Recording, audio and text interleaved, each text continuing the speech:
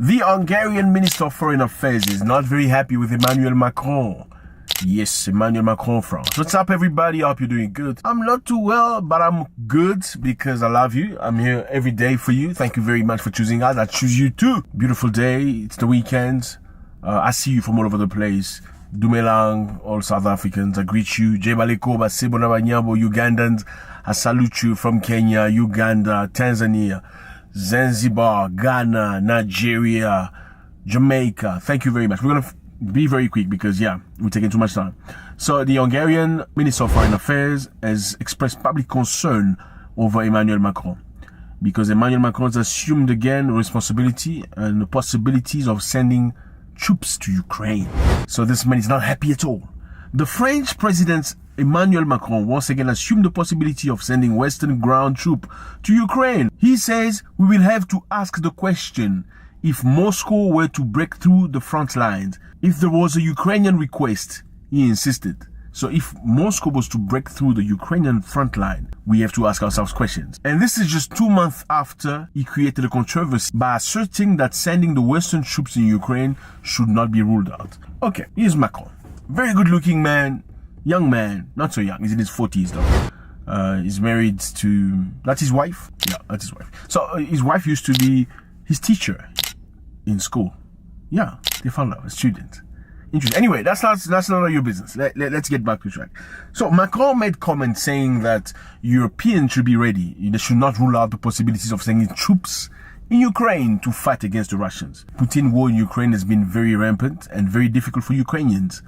Most Western nations expected Vladimir Putin to lose the war very quickly. But unfortunately, it has not happened that way. So Macron says, I believe we should be ready. We should not rule out the possibilities of sending troops to Ukraine to go and fight. Now, the Hungarian Minister of Foreign Affairs was concerned about this declaration, saying it is threatening. If Europeans and American soldiers set foot on Ukraine's soil, it means they will have crossed the line with NATO. If NATO member states send soldiers to Ukraine, it means that there will be a direct confrontation between NATO and Russia. This means Third World War.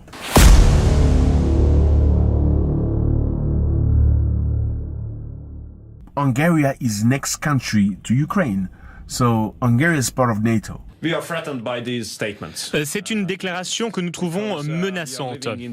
En effet, nous vivons juste à côté de cette guerre. Nous sommes un pays voisin et nous savons que s'il y a des troupes sur le territoire ukrainien, eh bien la guerre va gagner en ampleur. Et cette escalade prend déjà une dimension géographique, c'est-à-dire que ça ne va pas à des milliers de kilomètres. Nous sommes juste à côté. Nous sommes un pays voisin et nous ne souhaitons pas que cette guerre escalade.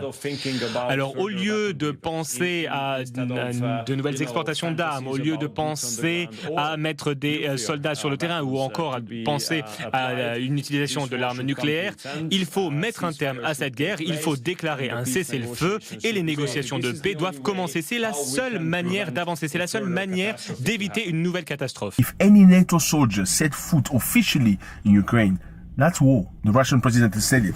That means there's no negotiation anymore. That's war between NATO and Russia. Украину натовских военных контингентов. Но мы помним судьбу тех, кто направлял когда-то свои контингенты на территорию нашей страны. Но теперь последствия для возможных интервентов будут гораздо более трагичными. And I understand that the war between NATO and Russia will engage massive bombs, and those are atomic bombs. This is an atomic bomb.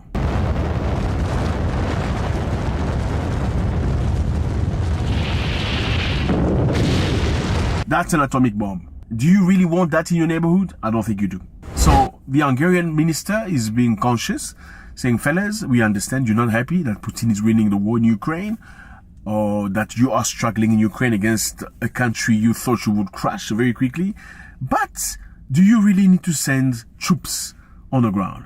I don't think this makes sense. We do understand that the longer this war will take, the more people will die and the more destruction will take place. And we also do understand that in this war, Ukraine cannot win over Russia.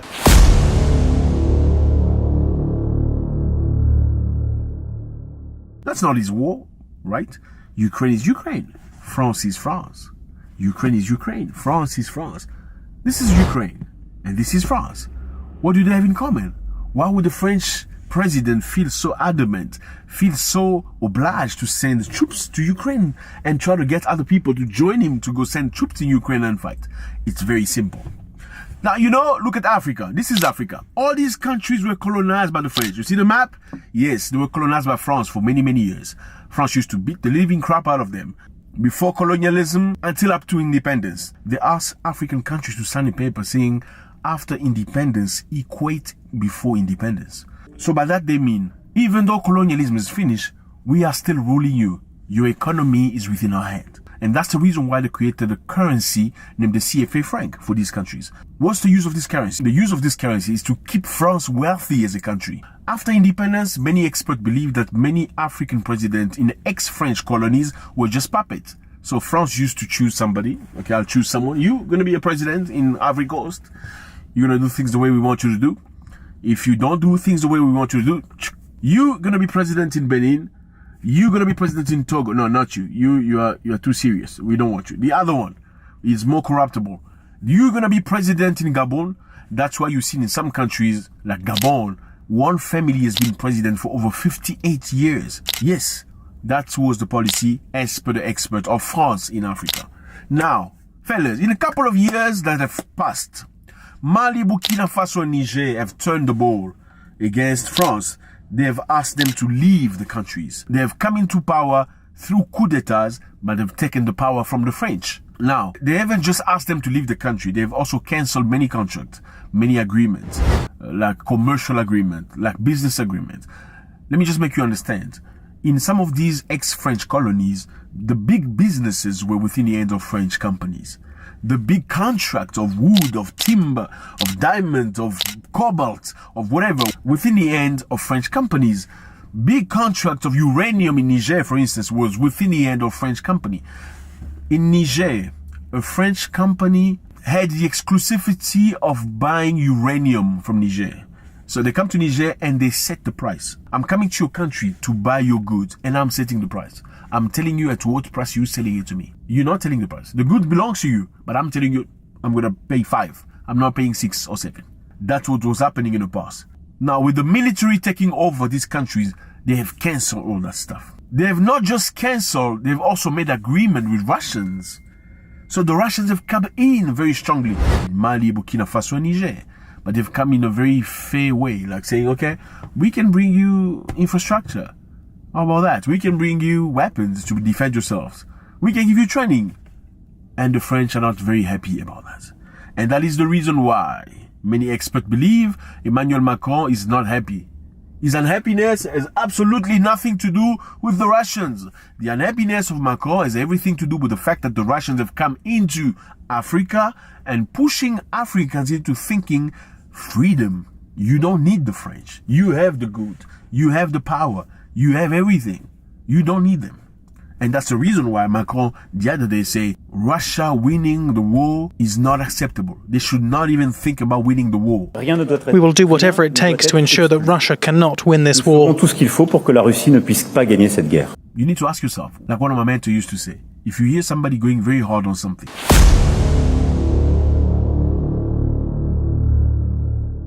why would you be capable of sending your children, your infrastructure, your resources to go and destroy it in a different country in the name of nothing? Come on. That's it, fellas. I appreciate you very much. Let me know how you feel about this. Do you think Emmanuel Macron is playing a very dangerous game? Because the Russians are very strong and they're not afraid. Do you think perhaps Macron should find a different policy? Instead of trying to fight the Russians in Ukraine, he should rather try another policy of understanding, of respect toward Africans, a policy of equal to equal, of 50-50, a policy of respect at last. God bless.